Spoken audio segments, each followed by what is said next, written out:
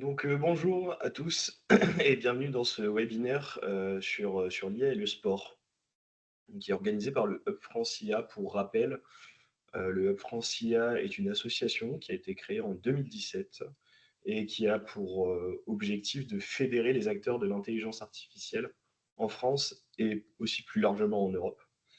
Concrètement, aujourd'hui, on a à peu près 200 membres. On a été, comme je vous l'ai dit, créé en 2017 par quelques acteurs de l'écosystème à l'époque et on a réussi à créer une dynamique assez importante là dans les dernières années. Et concrètement, aujourd'hui, on agit en fait via cinq axes thématiques, hein, qui représentent notre travail au sein de l'écosystème. On en a un sur l'IA de confiance, un sur l'adoption de l'intelligence artificielle, sur l'impact de l'intelligence artificielle, aussi sur l'écosystème et un dernier sur la technologie. Concrètement, nous, on est actuellement l'acteur de référence en France sur l'intelligence artificielle. Et voilà, c'est à peu près tout ce que je peux vous dire. Est-ce que tout le monde m'entend? Parce que je vois qu'il y a des questions là qui sont posées en termes de son. Est-ce que c'est bon pour tout le monde?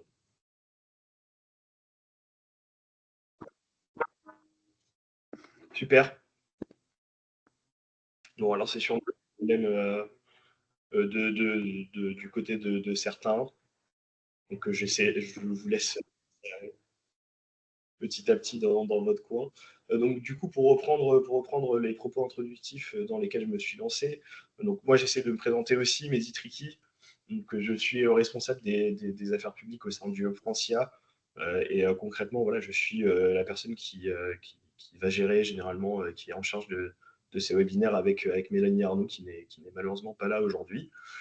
Et concrètement, pour reprendre sur ce webinaire et qu'est-ce qui nous a amené à parler d'IA et de sport actuellement, c'est très simple, c'est qu'on s'inscrit là actuellement dans un contexte où les JOP 2024 arrivent.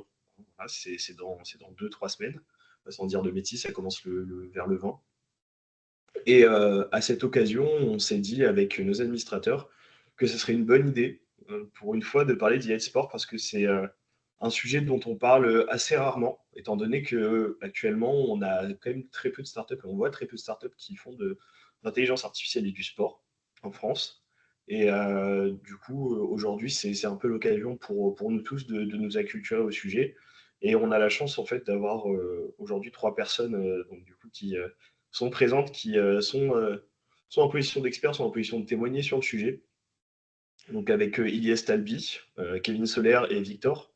Je vais vous laisser vous présenter au fil de l'eau. On va commencer donc du coup ce webinaire par une présentation du coup d'Ilyes sur l'intelligence artificielle au service du sport. Donc c'est un propos introductif. Puis après, on continuera avec Kevin sur un témoignage autour de l'IA et du sport. Et puis sur Victor, donc du coup, qui représente la startup Oshi et qui aura un cas d'usage sur l'intelligence artificielle et le sport à nous présenter.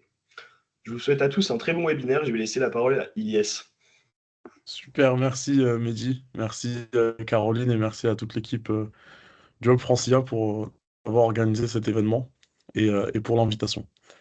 Alors donc je suis ravi de commencer par ce propos introductif et vous donner un peu une vision globale de ce qui se passe dans l'intelligence artificielle au service du sport.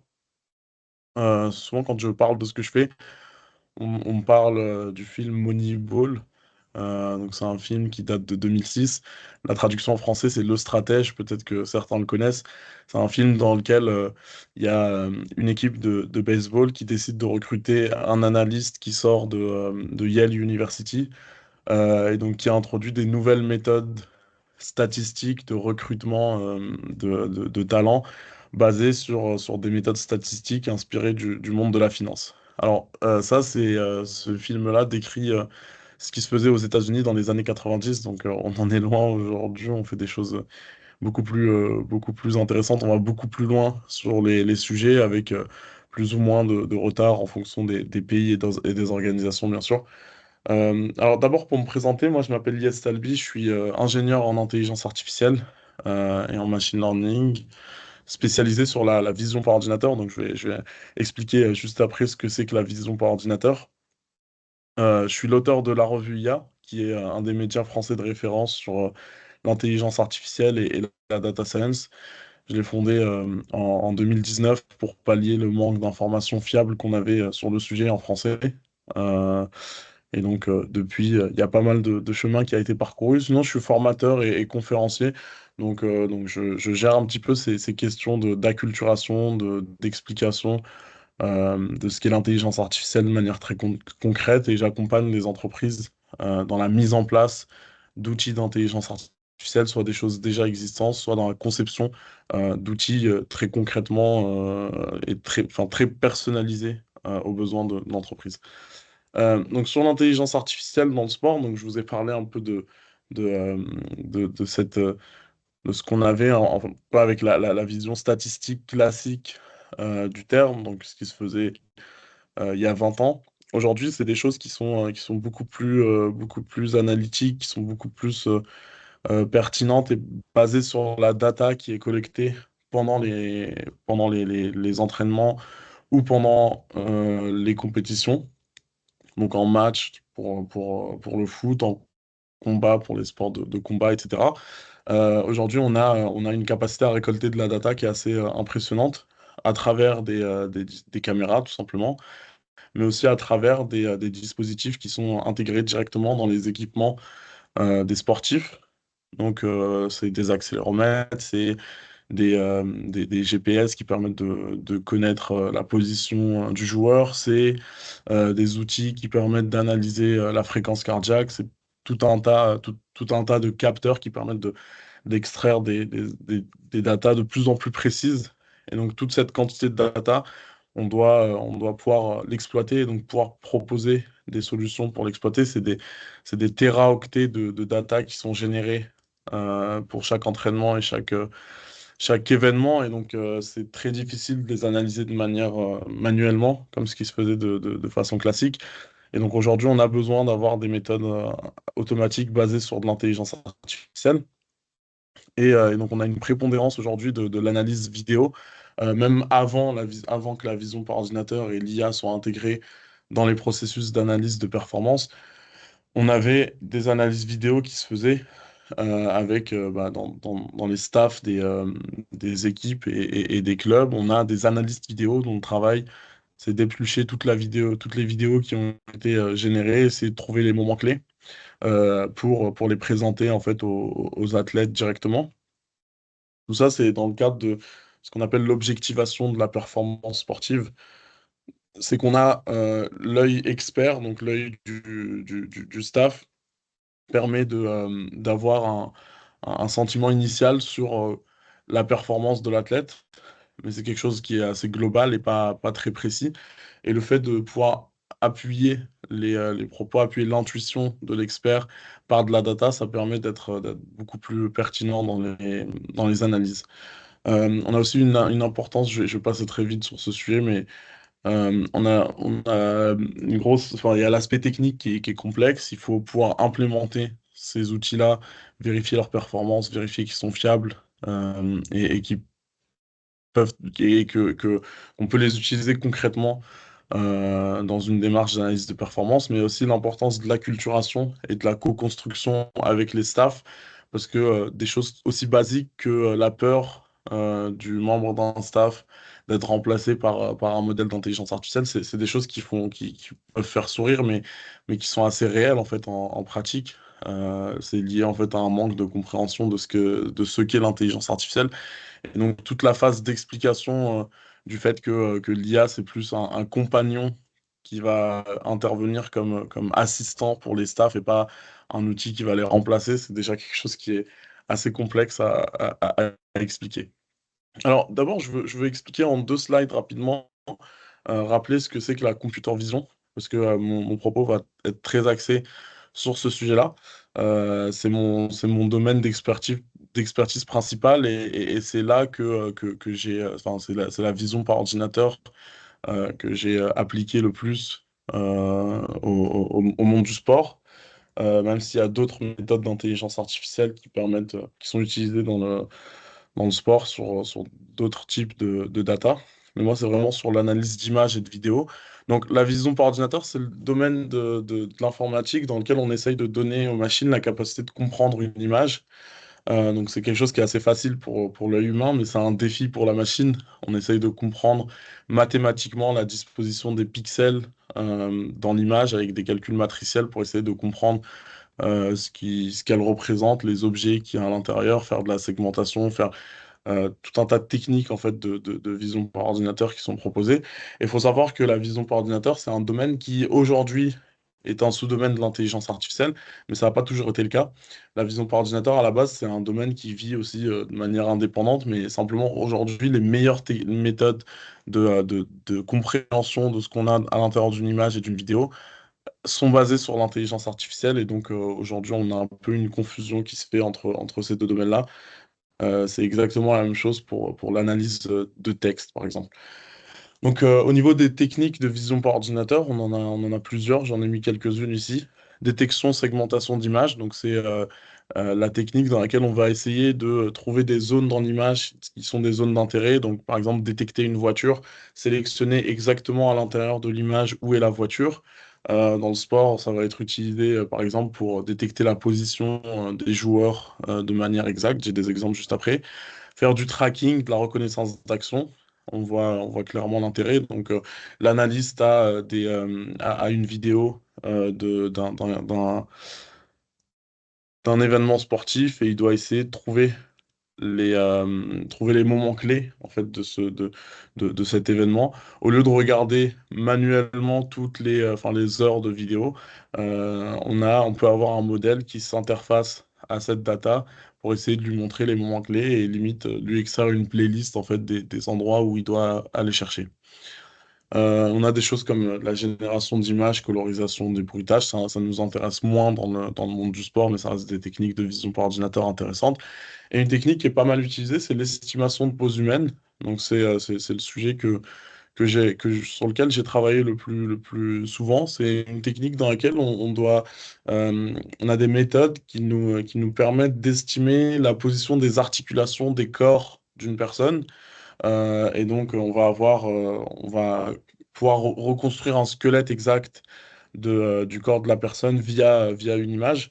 Et ça, c'est très utile dans le sport. Moi, je l'ai appliqué au monde de la boxe avec l'équipe de France de boxe à l'INSEP dans un projet qui s'appelle Perf Analytics, dans lequel l'objectif justement était de proposer des méthodes de vision par ordinateur pour améliorer l'analyse de performance dans plusieurs sports olympiques, dont la boxe. Et donc, on va voir les fruits de ce travail aux Jeux olympiques de Paris, j'espère. Pour le foot, alors, j'ai trois cas d'usage que je voulais présenter. Le premier, l'intelligence artificielle dans le foot. Le deuxième, pour la boxe, parce que c'est le sujet que j'ai pas mal abordé. Et le troisième, ça sera sur la vision par ordinateur et le football américain. Vous verrez que c'est assez intéressant de voir différents aspects de ce qui se fait via les approches proposées dans ces différents sports. Alors, pour le foot, on va utiliser l'IA pour plusieurs sujets. Donc, d'abord, recrutement des joueurs. Forcément, ça, c'est quelque chose qui est un des sujets les plus importants, parce que c'est celui qui coûte le plus cher et c'est celui qui fait la différence. Les métriques, extraire des métriques de performance objectives, euh, faire de l'assistance pour l'arbitrage. Aujourd'hui, dans les compétitions sportives, donc à l'Euro ou à la Coupe du Monde, on a des techniques qui permettent d'estimer la pose en 3D d'un joueur et sa position exacte sur le terrain.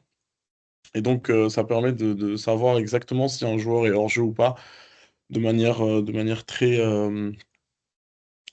directe et enfin, sans doute, puisque les poses 3D qui sont extraites sont très bien.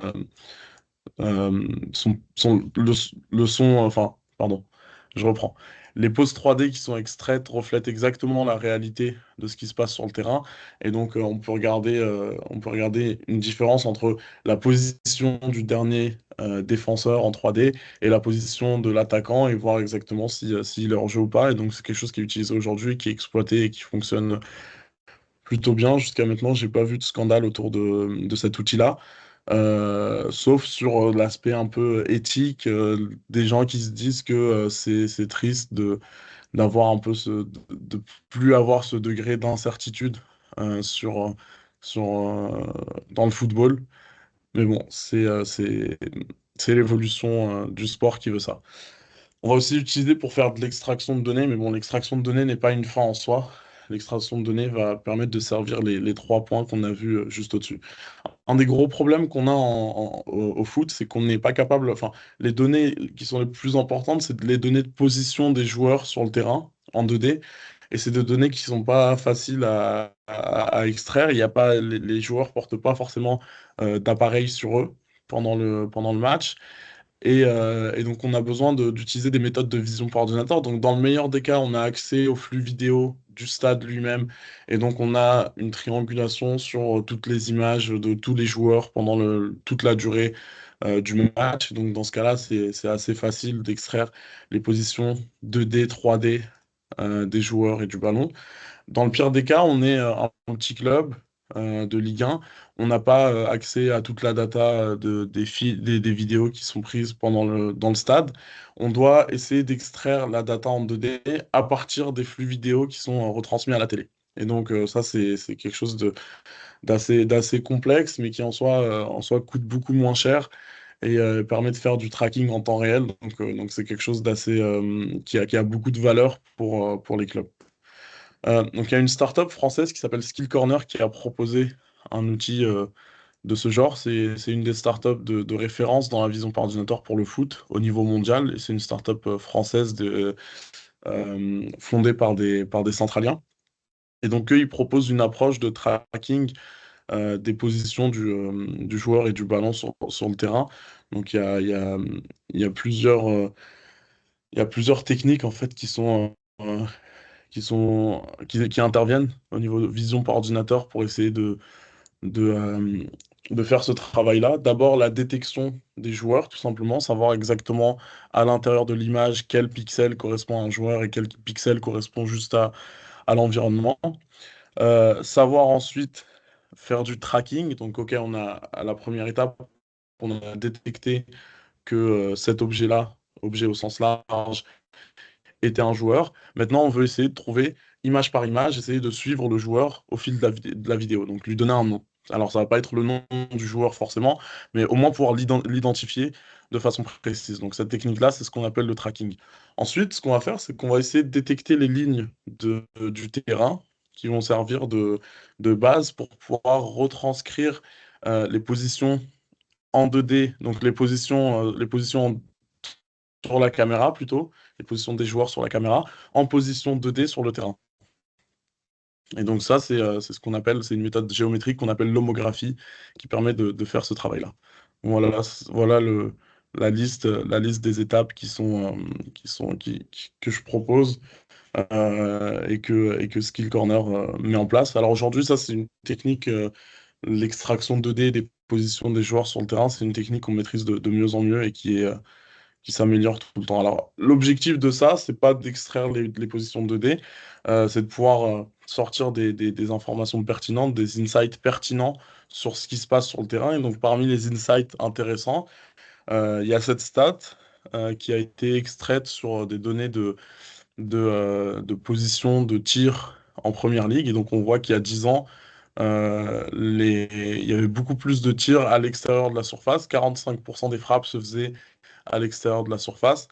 Et on voit que du coup, la distance médiane de tir s'est réduite. Et en plus, on a 64% des frappes qui sont maintenant à l'intérieur de la surface. Alors ça, c'est intéressant parce que en tant que fan de foot, c'est sûr et certain que ce sujet-là, c'est quelque chose que vous avez déjà perçu de manière intuitive. On l'a perçu, en fait, on le voit que les joueurs frappent de moins en moins de l'extérieur de la surface, mais simplement la data va venir objectiver cette stat-là et venir nous dire, OK, bah, confirmer de manière scientifique l'intuition de l'analyse. Donc nous, on n'est pas des analystes, mais on imagine que cet effet-là est décuplé chez les analystes sportifs. Donc voilà, ça c'est d'autres données de tracking. Alors je vous conseille, si ce genre d'analyse pour le foot vous intéresse, il y a un compte Twitter, John Hollington, qui est intéressant et qui permet d'avoir ce genre de, euh, de métriques. Il y a cette citation-là de Mourinho qui est assez intéressante. Il dit que grâce aux stats, on sait que le joueur B a 92% de passes réussies, mais les stats ne disent pas qu'il ne fait que des passes de 2 mètres. Et donc, enfin, l'outil statistique, c'est un outil que les joueurs et les athlètes ont vraiment bien compris. Et donc, ils savent que c'est sur cet outil-là que les analystes se basent pour décider si un joueur doit être titulaire ou pas, si un joueur doit être acheté ou pas. Et donc, ils vont essayer de jouer un petit peu sur ces sujets-là. Euh, et, euh, et donc, on va venir ajouter l'aspect intelligence artificielle pour faire en sorte de contrebalancer cet effet-là. Il y avait une anecdote assez drôle avec l'équipe de France de rugby. Euh, donc, il y avait des statisticiens qui essayaient de mesurer la performance en mêlée de certains joueurs. Et donc, il y avait un appareil qui permettait de faire ce travail-là. Et donc, quand les athlètes ont compris que cet appareil-là permettait de mesurer la puissance dégagée pendant une mêlée, bah, donc ils commençaient à essayer de pousser de plus en plus fort pour essayer de pousser la machine dans ses retranchements et avoir des scores de plus en plus élevés. Et forcément, c'est pas du tout l'objectif qui est recherché. On veut une analyse statistique qui soit assez authentique. Et à partir du moment où on mesure une métrique, le comportement des objets enfin, on a ce phénomène-là en physique quantique aussi. Quand on mesure un phénomène, ça altère la valeur réelle en fait du phénomène qui est quantifié. Voilà, je vais passer sur ces sujets-là. Donc, au niveau de la boxe, c'est un petit peu pareil. On va essayer d'objectiver la data qui est collectée, détecter les positions des boxeurs, détecter les mouvements de leurs bras, les mouvements de leurs articulations, et faire de l'estimation de pose humaine, donc détecter de manière très précise les positions des articulations, des corps, des différents boxeurs sur l'image. Et donc l'idée ici, ça va être exactement la même chose, c'est que sur des dizaines d'heures de vidéos, plutôt que de regarder toutes les vidéos, de faire regarder toutes les vidéos par les analystes, on va essayer de localiser, d'extraire des playlists, des moments intéressants et des moments sur lesquels on peut tirer les plus d'enseignements pendant un combat. Le dernier cas d'usage dont je voulais parler, c'est celui-ci. C'est l'IA pour la prévention des commotions cérébrales en NFL. Donc la NFL propose régulièrement des projets sur la plateforme Kaggle qui visent à justement essayer de- de- d'aller chercher des informations sur ce qui se passe sur le terrain. Un des gros sujets en football américain, c'est les commotions cérébrales. Il y a pas mal de séquelles après, enfin, sur le long terme pour des joueurs qui ont eu des grosses carrières. Et donc cet outil-là, l'outil vision par ordinateur, intelligence artificielle, va permettre de détecter les collisions entre les casques des joueurs et envoyer une notification au staff des équipes pour leur dire, OK, attention, ces joueurs-là ont subi une collision pendant le match, à tel moment, voici la vidéo. Faites en sorte de faire le protocole nécessaire pour vérifier qu'il n'y aura pas de séquelles et donner les, euh, les soins assez rapidement si besoin. Voilà. Alors, juste, je vais parler de ce sujet-là et ensuite, il va falloir que je conclue. Euh, il y a un phénomène là récemment qui arrive avec l'analyse de sport, la vision par ordinateur et l'utilisation de LLM. Moi, honnêtement, quand j'ai fait ce test-là, je l'ai fait il y a quelques mois, là, il y a 6 mois maintenant, j'avais uploadé une image d'un combat de boxe et j'ai demandé à ChatGPT de me décrire ce qui se passait dans l'image. Honnêtement, c'était plus pour essayer de prouver que justement les LLM sont pas encore parfaits et qu'ils sont pas capables de comprendre tout ce qui se passe à l'intérieur d'une image, etc. Mais au final, j'ai été assez surpris par le résultat. L'image, en fait, est très bien expliquée par le modèle. Il comprend qui dans l'image est en position défensive, qui est en position offensive. Et il comprend les couleurs, il comprend pas mal d'informations qui, enfin, un travail de vision par ordinateur pour extraire ces informations-là, c'est un travail de plusieurs mois. Et donc ChatGPT semble avoir assez bien compris toutes ces informations-là. Alors je ne sais pas exactement comment ça fonctionne derrière. Donc le principe ici, c'est le function calling. J'envoie une image, ChatGPT comprend à peu près quel est le type d'image et donc il comprend qu'il y a des outils dans sa toolbox vers lesquels il va devoir s'orienter pour extraire des informations. Et ensuite, il déroule ces outils. Chaque outil lui donne une réponse et il essaye d'agréger la réponse dans un texte final. Mais très honnêtement, enfin, j'ai été assez surpris par les performances. Donc, je voulais juste vous dire que il y aura un impact des LLM sur le monde de l'analyse sportive. Je ne sais pas exactement encore lequel ça sera, mais l'impact sera réel. Voilà, donc on a de plus en plus de données vidéo et de données en tout genre qui sont disponibles. On doit proposer des méthodes automatiques pour les analyser. Ça permet d'avoir un gain de temps assez considérable pour les analystes et l'objectif, c'est vraiment d'être dans une approche de collaboration humain-IA et pas du tout dans une approche de remplacement. Désolé Mehdi, désolé pour le, pour le... C'était Ouais, super en fait. C'était vraiment super. super. Yes. Merci, mais je sais que j'ai débordé au niveau du timing. Pas de souci, pas de souci. Bon, du coup, on va essayer d'enchaîner assez rapidement du coup avec Kevin. Euh, donc là, il s'agit surtout de discuter ensemble et de laisser témoigner en fait de ce qui s'est passé pour lui et quel est son rapport entre IA et sport. Donc, Kevin, je vais peut-être te laisser te présenter histoire que les gens comprennent bien un peu tout ce qui va faire la scène de ton intervention. Yes, merci Mehdi. Effectivement, conférence qu'on a préparée, il y a 4 jours ensemble. L'idée, c'était que je vienne témoigner de mon expérience de sport puisque, j'ai une double casquette. En fait, je suis, désormais ex-sportif de haut niveau. Je suis 6 fois champion du monde de street workout et détenteur de records du monde, notamment du drapeau humain le plus long avec 2 personnes debout sur moi. Pour ceux qui ne savent pas ce que c'est le drapeau humain, bon, c'est, accroché à la verticale avec les 2 bras. On dirait pas en me voyant physiquement comme ça, mais voilà, j'ai passé quelques heures à faire des pompes et des tractions, entre autres, et des abdos. Donc ça, c'est l'un des records. Après, j'en ai d'autres.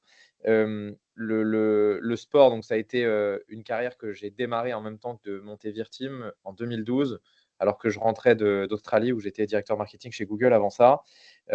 En lançant la société Virteam, je voulais absolument me relancer dans le défi, autre que le défi entrepreneurial. Donc j'ai commencé le sport et 6 mois plus tard, donc je fais les championnats du monde en Lettonie et je me qualifie pour la suite, les Coupes du Monde, etc. Le rapport que j'ai eu en fait entre le sport, la tech, c'est que forcément, j'ai lancé une boîte de tech en parallèle. Donc, on a toujours une approche qui est un peu différente d'un sportif qui n'a qu'une carrière, entre guillemets, qu'une carrière de sportif de haut niveau ou un entrepreneur qui n'a qu'une carrière, entre guillemets aussi, d'entrepreneur. L'idée là, c'était moi vraiment d'optimiser mon planning, d'optimiser ma dépense énergétique puisque bah, je travaillais 12, 13, 14 heures par jour. Et à côté de ça, je devais m'entraîner 2 heures tous les soirs et à peu près 15-20 heures le week-end. Du coup, à l'époque, c'était, bah, c'est aujourd'hui, ce serait carrément obsolète au niveau des techniques et j'ai plutôt, considéré cette visio comme, un témoignage de comment ça aurait pu fonctionner si j'avais eu les outils, auxquels on peut bénéficier aujourd'hui grâce à l'IA, avec notamment, des outils sur du knowledge management. Typiquement, à l'époque, quand je démarre ce sport qui n'est pas connu du tout, qui est pas un sport mainstream, hein, comme le football, mais qui est en tout cas, qui l'est beaucoup plus et qui est extrêmement connu, dans des pays comme les États-Unis ou les pays de l'Est. On a à l'époque une vraie question pour augmenter ses performances, c'est la diète. On est dans un sport où le haut du corps est prépondérant, donc du coup, il faut avoir un bas du corps qui est léger, c'est-à-dire qu'on ne s'entraîne pas du tout les cuisses, pas du tout les jambes. Donc on a des entraînements très spécifiques liés à ça et on a une diète qui, si on veut être performant, doit être spécifique aussi. Forcément, qui dit sport de très haut niveau dit diète adéquate, même si avec les heures de sport qu'on fait par jour, on peut manger techniquement ce qu'on veut, on ne prendra pas de poids. On n'est pas dans le ratio du poids qu'on va prendre, mais plutôt dans l'optimisation de ce qu'on va manger pour avoir un effort qui soit long, répété et surtout pas de blessure.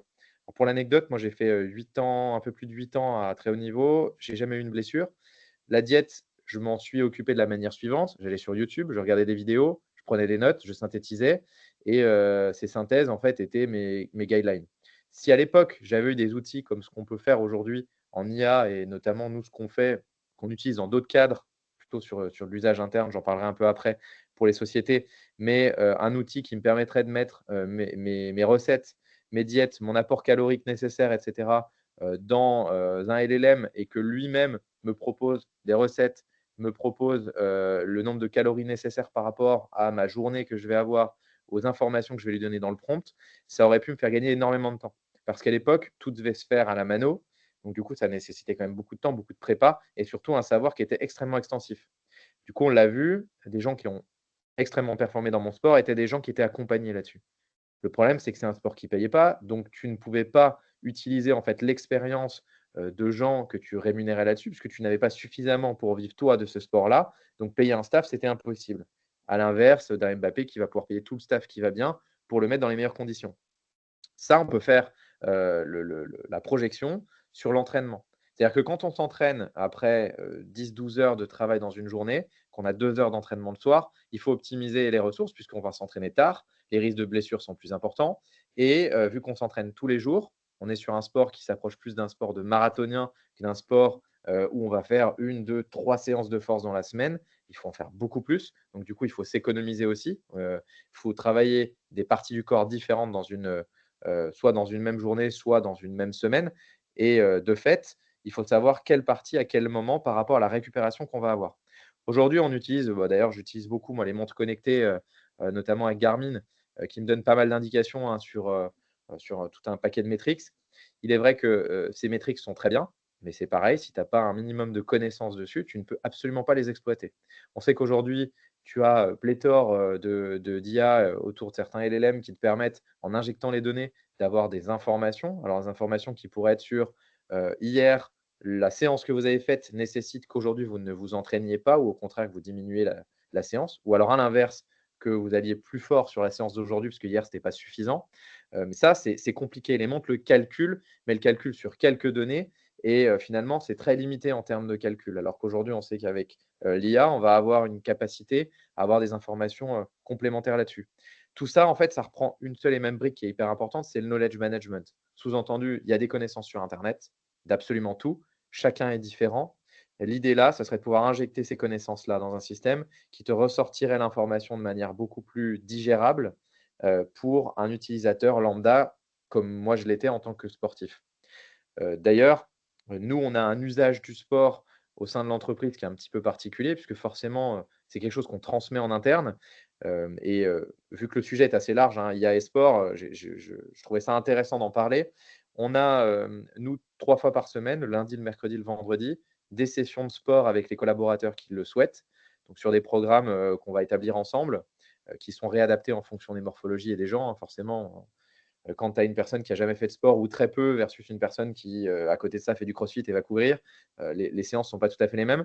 En revanche, on a pu voir une chose hyper importante, parce qu'on travaille dans l'IA, je vais parler un peu après de la société, mais on a vu une chose importante, c'est qu'on a réussi sur une population qui, sur le papier, est pas la plus sportive, sur une population dev en général, il est vrai qu'il y a des a priori là-dessus. On a pu voir qu'il y a eu un impact énorme dans la productivité des équipes, du fait d'intégrer du sport dans la routine de l'entreprise, surtout quand on était sur des runs et cetera avec les équipes ou sur des phases assez complexes de DevOps, sur du déploiement, pour certains qui connaîtront un peu la technique, sur du Kubernetes et cetera, où c'était un peu de technique, où effectivement, ça faisait du bien de pouvoir sortir sur une journée, de faire une pause où il y avait sport et où on revenait après, sur la dimension purement, code et cetera. Donc on a vu la productivité augmenter des équipes au niveau de l'implémentation du sport à l'intérieur justement de l'entreprise. Du coup, nous, pour comprendre pourquoi je dis tout ça, Virteam, on a développé Virteam Compagnon, qui est à la base pas du tout dédié au sport, mais qui par extrapolation le devient. Virteam Compagnon, c'est quoi? C'est l'équivalent d'un ChatGPT, sauf que au lieu d'être plugué à internet, il va être plugué, à la base de connaissances, à la KB, à la knowledge base de l'entreprise. Typiquement, chez nous, on l'utilise comment? Vous avez un collaborateur qui est onboardé, il peut poser des questions au chatbot, il va avoir des réponses sur la procédure d'onboarding, sur avec quel client on travaille, quels outils on utilise, est-ce qu'on utilise Figma ou pas, s'il perd son badge pour aller à la cantine, comment il fait pour en récupérer un, etc. Par extrapolation, comme je le disais, il peut tout à fait aujourd'hui fonctionner si je vais lui mettre les 15-20 dernières sessions de sport, parce que tout est documenté que l'on a fait à l'intérieur, et que je lui dis, OK, aujourd'hui, est-ce que tu peux me proposer une séance dans laquelle j'ai des squats? Et là, il va me reprendre une séance qu'on aurait déjà faite avec des squats et il va me la proposer pour la journée. Ce qui est d'ailleurs utilisé sur les moments où je ne suis pas là, parce qu'en général, je suis plutôt celui qui va dresser la journée de sport, hein, le lundi, le mercredi, le vendredi, le matin. On a un tableau et j'écris la session de sport. Et quand je ne suis pas là, effectivement, on va pouvoir utiliser Virteam Compagnon qui va nous solliciter, qu'on va solliciter, pardon, pour qu'il nous donne effectivement la session de sport qu'on va faire. Donc ça a été une extrapolation finalement d'un usage, d'un moteur de recherche amélioré avec l'IA-Gen, basé sur un LLM français qui est Mistral, hein, qu'on a mis derrière, et qui va pouvoir nous donner de l'information sur une base existante. Ce qui est intéressant, c'est que d'ailleurs, on a même rajouté un feature qui fait que les collaborateurs, quand il y a une réponse qui est donnée par le chatbot, peuvent, eux, suggérer un complément de réponse. Donc, typiquement, si quelqu'un disait oui, mais cette session, elle était beaucoup trop dure, on aurait dû diviser les squats par 2. Nous, on reçoit dans le panel d'admin l'information qui a été laissée par le collaborateur et on peut choisir que oui ou non, elle était pertinente et éditer ça. Et si on valide la modification qui a été demandée, dans la base de connaissances dans laquelle on va scraper l'information, elle va être modifiée automatiquement. Donc c'est pratique parce que régulièrement, la base, en fait, de manière collaborative, elle va évoluer avec les suggestions, les remarques des collaborateurs, que ce soit par le sport ou par d'autres usages. Dernier point, moi, il y a un autre sport aussi que j'affectionne particulièrement, qui est la randonnée. Donc sur la randonnée, en utilisant un certain nombre d'outils en ligne, alors c'est à la base expérimental pour l'instant. Moi, il y a un point qui est hyper important, c'est que je pars faire des treks assez longs avec mon appareil photo et du matériel assez lourd. Je fais des photos d'animaux le week-end et je pars bivouaquer, etc. Donc je fais un mix entre alpinisme et randonnée. On sait qu'on est sur des treks qui sont relativement longs et il y a une vraie question de savoir quel est son niveau d'effort par rapport à l'endroit auquel on se situe. Est-ce qu'on va pouvoir atteindre le sommet? Parce qu'on a des couloirs qui sont très courts. Parfois, c'est 2 heures pour être sûr que ce ne soit pas gelé, qu'on puisse monter à ce moment-là au niveau de la météo, etc. Et toutes ces variables d'ajustement sont extrêmement importantes. Donc là, aujourd'hui, je suis sur une phase expérimentale d'intégrer tous les éléments sur ce que j'ai récupéré dans ma montre, sur ma façon d'avancer, avec le poids que j'ai dans le dos, la vitesse moyenne que j'ai de marche, dans un système qui va me permettre de me sortir et de me dire, OK, tu as la capacité ou pas de monter sur tel sommet à plus de 3, 4, 5 000 mètres d'altitude. Si oui, en combien de temps? Et si je rajoute 2 kilos, quel est l'impact sur mon effort? Est-ce que je vais pouvoir toujours atteindre le sommet à la bonne heure ou pas?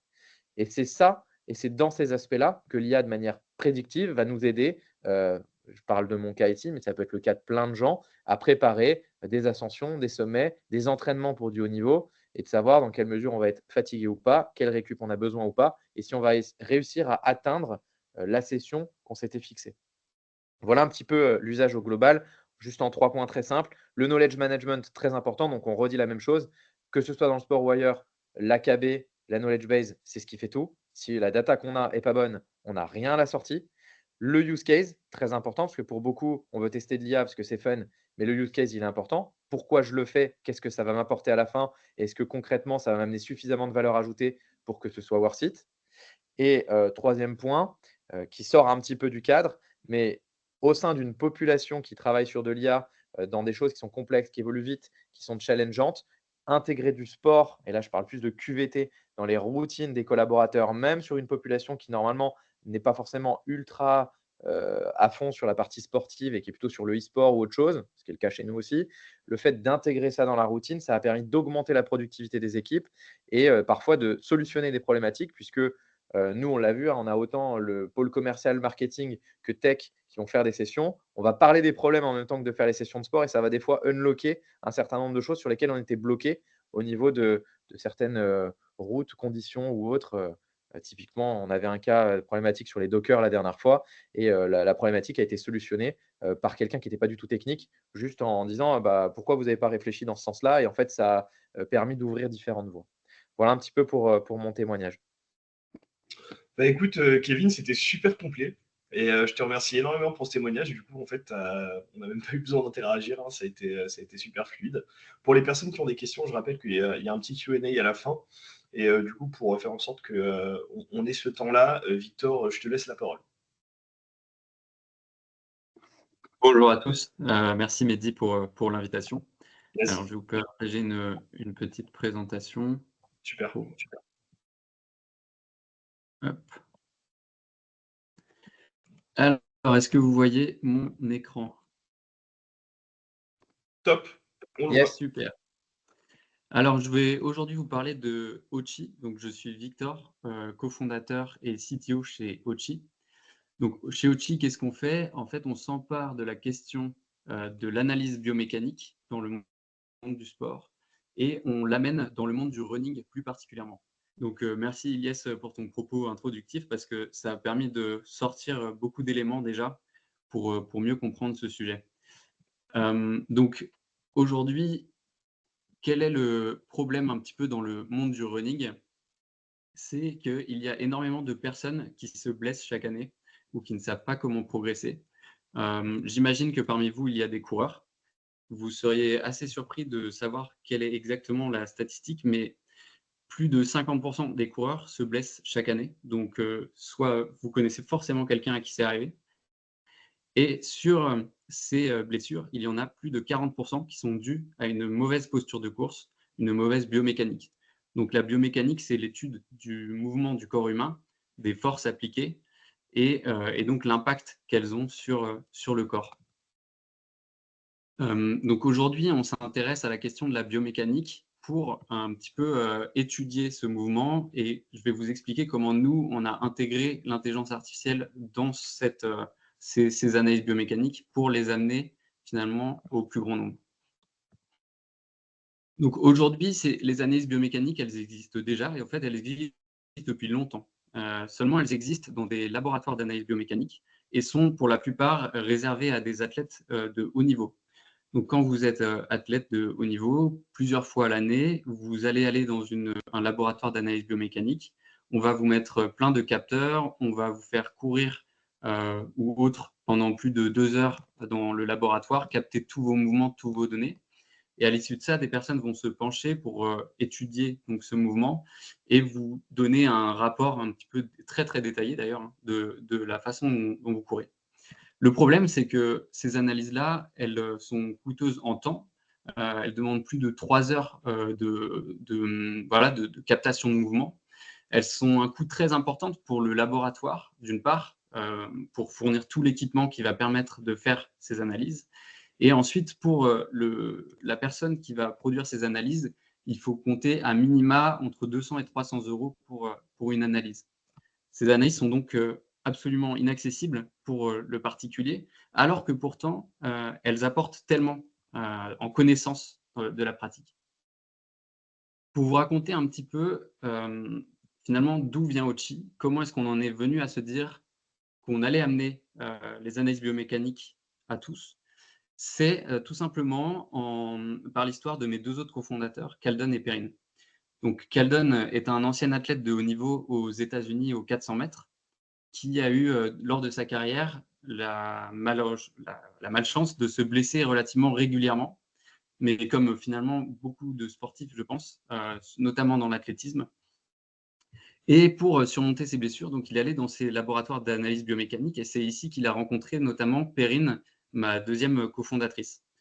Et donc, ces études, ces analyses biomécaniques en laboratoire ont permis de comprendre d'où venait la source de ces blessures récurrentes et par ensuite un entraînement adapté, de corriger cette source de blessure.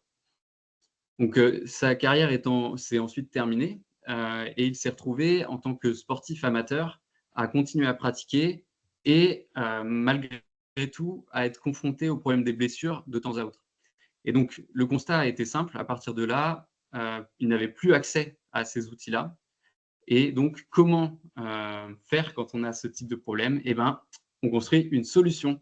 Et donc, on a décidé tous les trois de construire Ochi afin de sortir les analyses des laboratoires biomécaniques pour les amener sur le terrain. Donc, comment ça fonctionne un petit peu et à quoi est-ce qu'on peut aujourd'hui faire ça? C'est grâce à finalement solutions de technologies d'intelligence artificielle, notamment dans le champ de computer vision dont parlait Ilyes, qui permettent de segmenter le corps et de comprendre le mouvement sur une vidéo, sur un ensemble d'images et l'évolution du mouvement. Donc concrètement, ce qu'il se passe, c'est qu'on permet aux coureurs d'utiliser notre application mobile ou notre web app pour mettre une vidéo d'eux en train de courir sur un plan sagittal, donc une vue de profil, et de courir donc, et notre système va analyser cette vidéo. Donc ça va être une analyse qui est faite de la tête aux pieds et qui va ainsi finalement analyser l'ensemble du corps. Aujourd'hui, il y a beaucoup de dispositifs qui existent, mais plus sous forme de capteurs globalement, et qui permettent soit d'avoir des semelles connectées ou bien des parties très spécifiques de votre corps. Là où nous, on a une approche plus holistique, on sait que la course est un mouvement qui engage l'intégralité du corps, et à ce titre, on va scanner, donc on va analyser l'ensemble de la posture. Ça comprend donc le dos, les bras, le dos, les bras, la tête, les jambes, et la façon dont se pose le pied également. Donc de cette analyse, on va permettre de ressortir finalement des points forts et points faibles qui peuvent soit mener à de la contre-performance, soit à carrément des risques de blessure. On va également permettre aux personnes qui sont un petit peu plus expérimentées d'extraire de manière automatisée des métriques qui vont leur permettre également d'appuyer une analyse ou en tout cas une connaissance qui leur est propre, avec par exemple le temps de contact au sol, le temps de vol, la fréquence de pas, ou est-ce que la personne est plus aérienne ou terrestre. Et ensuite, sur cette base-là, on va s'appuyer donc sur le champ de la biomécanique pour proposer des exercices personnalisés pour travailler les points faibles. Donc, en résumé, une captation vidéo qui est faite à partir d'une caméra ou d'une vidéo de smartphone. Notre système d'IA, alors ici, effectivement, je mets IA, c'est un peu simplifié dans le process, puisqu'en réalité, il faut parler plutôt de plusieurs IA qui viennent, on va dire, gérer des problèmes différents. Donc, comme en parlait Ilyes, il y a par exemple les IA d'estimation de pose qui viennent segmenter le corps pour trouver les points d'intérêt. Mais il y a également des IA que, par exemple, on a pu créer pour savoir quand est-ce que le pied touche le sol, quand est-ce que le pied se lève du sol, quelle est la manière dont se pose le pied. Et d'autres IA qui viennent gérer des problèmes un petit peu plus spécifiques, puisque les captations sont faites depuis des vidéos de smartphone, donc dans des environnements très, très divers. Il va falloir gérer des cas très particuliers du fait de la façon dont les personnes vont capter les vidéos. Donc, une fois cette captation vidéo faite, elle va passer dans l'algorithme biomécanique qui a été créé donc, avec l'expertise de ma cofondatrice Perrine, et qui va permettre de déterminer justement quels sont les risques de blessure ou autres. Les analyses sont bien sûr personnalisées parce que, en fonction de votre morphologie et peut-être de votre historique, vous allez avoir une façon particulière de courir. Donc aujourd'hui, dans notre algorithme, on prend en compte à la fois la taille, le poids et la vitesse de l'utilisateur, puisqu'il faut savoir que ce sont des paramètres qui influent beaucoup dans la manière dont vous allez courir. Et bien sûr, notre vision, c'est finalement à terme d'avoir une vision bien plus complète en intégrant des données telles que à la fois le genre, mais il y a aussi les antécédents médicaux. Ça, c'est vraiment la question sur laquelle on essaie de travailler le plus possible. Et donc, à partir de cet algorithme biomécanique, donc comme je vous expliquais, il en ressort à la fois des exercices, des métriques et une analyse OCHI. Donc, notre vision, c'est amener finalement ce qui aujourd'hui existe pour les athlètes de haut niveau, le démocratiser grâce à l'utilisation de l'IA et des smartphones qui permettent aujourd'hui d'avoir finalement un petit peu de ce laboratoire, de sortir le laboratoire de là où il est et de l'amener dans l'environnement naturel, puisque également l'endroit où vous courez change. Courir sur un tapis roulant, ce n'est pas la même chose que d'aller courir sur son terrain favori. Et donc de rapprocher ce laboratoire directement des utilisateurs. Donc au niveau de l'équipe, moi je vais passer rapidement, mais voilà, je vous ai fait un petit peu une présentation. Aujourd'hui, on existe depuis un peu plus de 2 ans et on est une équipe de 9 collaborateurs, donc 3 fondateurs, 4 tech et puis 2 personnes en communication marketing, et ce qui nous permet de bien avancer. Donc, à qui s'adresse Ochi? Donc, à la fois aux coureurs. Nous, notre vision première, c'est de démocratiser ces analyses, donc de les amener à tous les coureurs. Bien sûr, c'est pas notre cible première parce que notre vision étant de démocratiser un outil, on veut garder le coût le plus faible possible pour les coureurs. Et pour ça, ça implique d'aller chercher à la fois des marques et des clubs qui, eux, ont plus de moyens et qui donc vont pouvoir assurer la pérennité de l'entreprise. Mais notre vision, c'est ça, c'est d'amener vraiment à tous les coureurs. Bon, je vais passer rapidement, on a bien progressé. Et donc ensuite, quel est finalement un petit peu, je vais nous projeter quelques années voilà, en avance.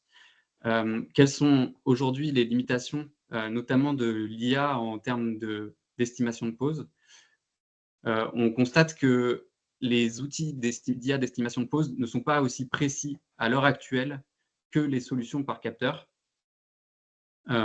Toutefois, quand on constate l'évolution de ce champ et la manière dont ça progresse en termes de précision, on peut facilement imaginer que d'ici quelques années, ce ne sera plus le cas, la barrière ne sera plus là. Et à partir du moment où on aura une solution d'IA qui soit aussi précise que des capteurs, ça va permettre de monitorer des athlètes ou bien des particuliers sur la durée. Et ça va permettre de mieux comprendre également ce qui mène à des blessures. Donc, par exemple, aujourd'hui, c'est très difficile de faire des études biomécaniques, des études donc scientifiques en biomécanique, qui prouvent les impacts qui ont pu mener à des blessures. Parce que ça voudrait dire qu'il faut mesurer une personne avant qu'elle se blesse, après qu'elle se blesse, sur une durée importante, et donc la faire venir en laboratoire et capter toutes ces données dans le temps, ce qui est à la fois trop coûteux et difficile à réaliser. Avec des solutions d'IA qui seront suffisamment précises, on va pouvoir capter ces informations dans la durée et on va pouvoir savoir quand la personne s'est blessée, quelle était sa posture il y a 6 mois, comment elle a évolué jusqu'à arriver à cette blessure et comment cela a impacté la manière dont la personne court. Et ce que cela permet très concrètement, ça va être d'aller faire du deep learning sur toutes ces données pour isoler ou pour détecter les variables qui ont été les plus influentes dans ce qui a amené à cette blessure. Donc, nous, notre vision, ça va être aussi ça va être d'aller proposer des outils de prédiction toujours plus importants dans la prévention des blessures. Je vous remercie pour votre écoute. Et puis, Mehdi, je te laisse enchaîner. Je te remercie Victor, c'était super intéressant aussi. Du coup, pour les personnes qui ont des questions, je vous invite du coup à les poser dans le chat. On rallonge le webinaire un tout petit peu, histoire d'avoir quand même un peu le temps de se poser des questions. Donc si vous en avez gardé et si vous avez des interrogations sur tout ce qui a été dit, n'hésitez pas du coup à poser des questions. Du coup, Victor, Ilyes et Kevin, je vous laisse y répondre directement. On en a une première de Paul Armand, du coup. Qui est adressé à toi, Victor.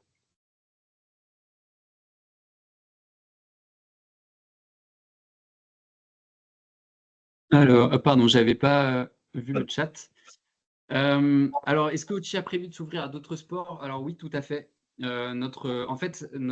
Aujourd'hui, on commence avec la course à pied parce que c'était un petit peu notre domaine de prédilection à tous les trois. Mais ce que l'on souhaite faire, c'est s'élargir à tous les sports qui intègrent la course dans leur pratique. De fait, aujourd'hui, on a déjà lancé une première preuve de concept, un premier partenariat, par exemple, avec l'équipe de foot US de West Virginia. Donc, on ne compte pas s'arrêter là. On souhaite enrichir finalement nos solutions avec Ochi pour le foot, pour le rugby, pour le sprint ou pour la marche athlétique. Donc, vraiment avoir cette spécialisation dans la course et multisport. N'hésitez pas, hein, si vous avez d'autres questions, comme je vous l'ai dit, on a rallongé un peu de 5 minutes, hein, si vous avez le temps.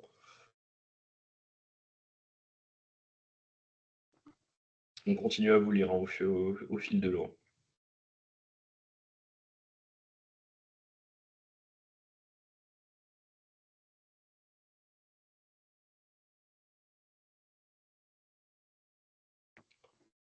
Bon, bah écoutez, ah, question pour Victor, encore. Alors, avec des plans TV, c'est-à-dire?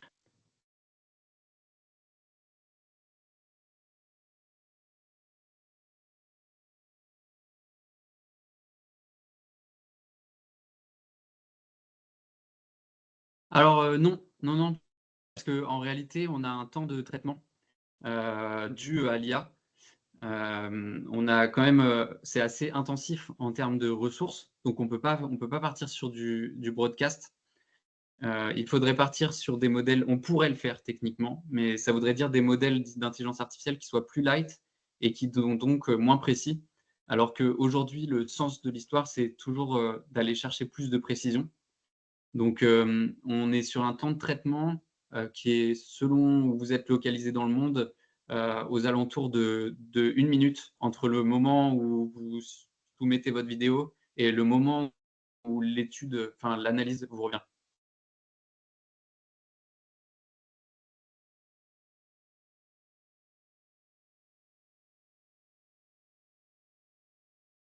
Super, je vois qu'on a plein de questions. Du coup, Eduardo qui en pose une, je pense aussi à toi, Victor, mais je pense qu'à mon avis, elle est ouverte aussi pour tous, hein. Mais surtout à toi. La- le défi du point de vue de la donnée dans vos applications, bah déjà, on va dire qu'il y a toutes les contraintes RGPD, etc., mais qui ne sont pas des contraintes, c'est très bien pour l'utilisateur.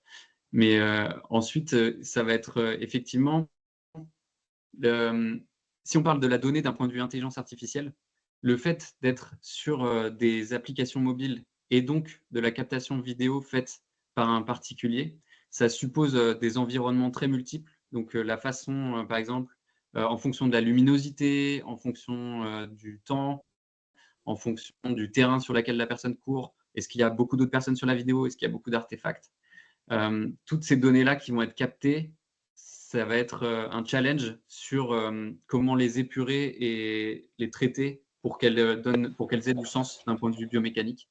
Donc ça va être surtout ça. Et puis après, la gestion de la donnée sur le device, bon, ça c'est pas vraiment un sujet, pour être honnête.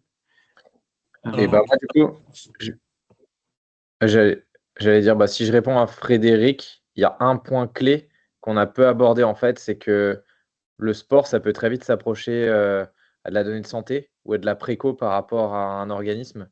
Et la problématique, c'est que si on a des personnes qui sont par exemple diabétiques, mais qui ne le renseignent pas, ou qu'on a des prédictions qui sont faites ou des conseils qui sont donnés, je parlais tout à l'heure avec le knowledge management et tout, mais que ça ne prend pas en considération la totalité des données de santé d'une personne et que chaque personne est différente, ça peut avoir des impacts qui peuvent être assez problématiques.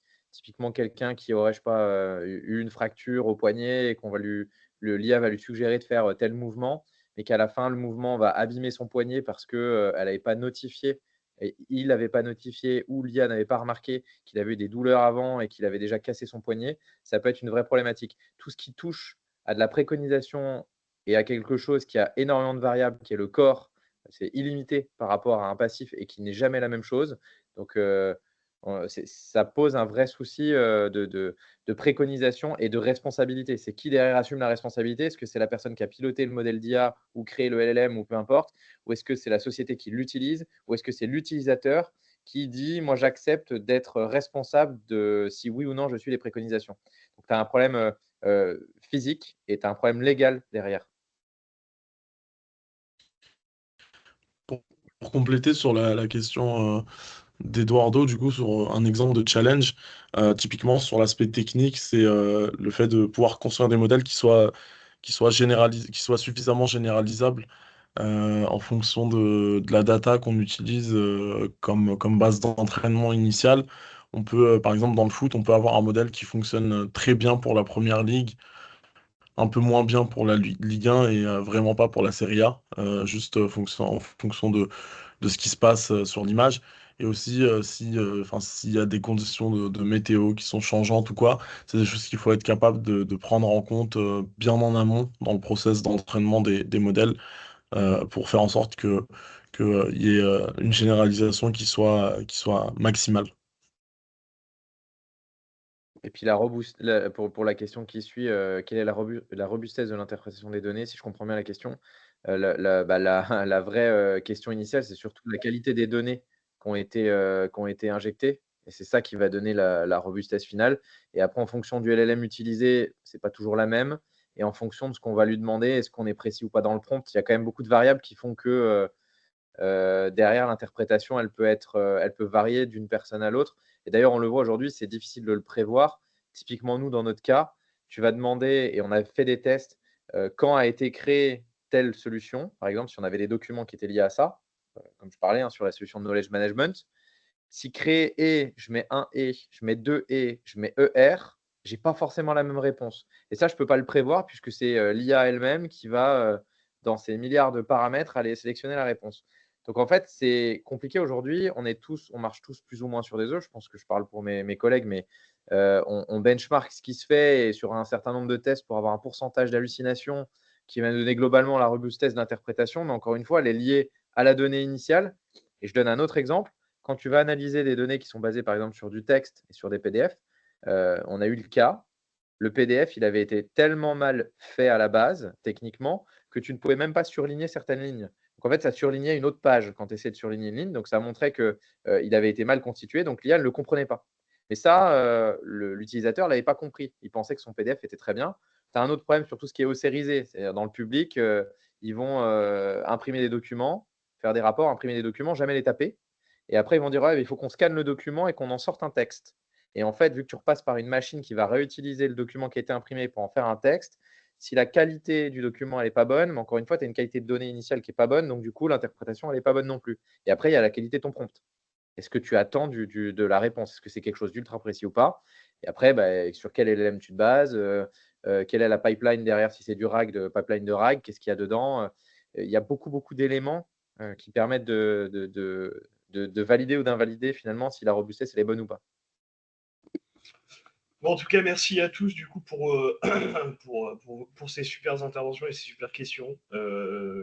Écoutez, pour un webinaire qu'on a dû organiser et qu'on a organisé un peu en dernière minute, c'est sincèrement d'une qualité assez rare et assez précieuse. En plus, moi, c'est un sujet que je connaissais pas forcément. Alors, certes, j'ai été sportif dans une autre vie, mais au-delà de ça, effectivement, c'est assez intéressant en fait, de voir tous les cas d'usage potentiels, toutes les questions que ça soulève, et aussi, bien entendu, ces questions de qualité de vie au travail qui peuvent être en fait toucher tout le monde. Quoi. Et ça, c'est super précieux. Donc, je vous remercie vraiment tous. Je vous remercie tous les trois du coup pour votre super bonne intervention. Et du coup, on vous souhaite à tous un très bon été et des super JO aussi. On espère que vous serez soit à Paris pour y assister et que vous avez eu cette chance, soit que vous serez devant vos postes. Donc on est super content d'avoir fait ce webinaire avec vous et je vous remercie. Je vous souhaite une excellente journée. Merci Mehdi, merci pour l'organisation. Merci pour l'invitation. Merci. Bonne journée à tous. À Merci à bientôt. Bonne journée.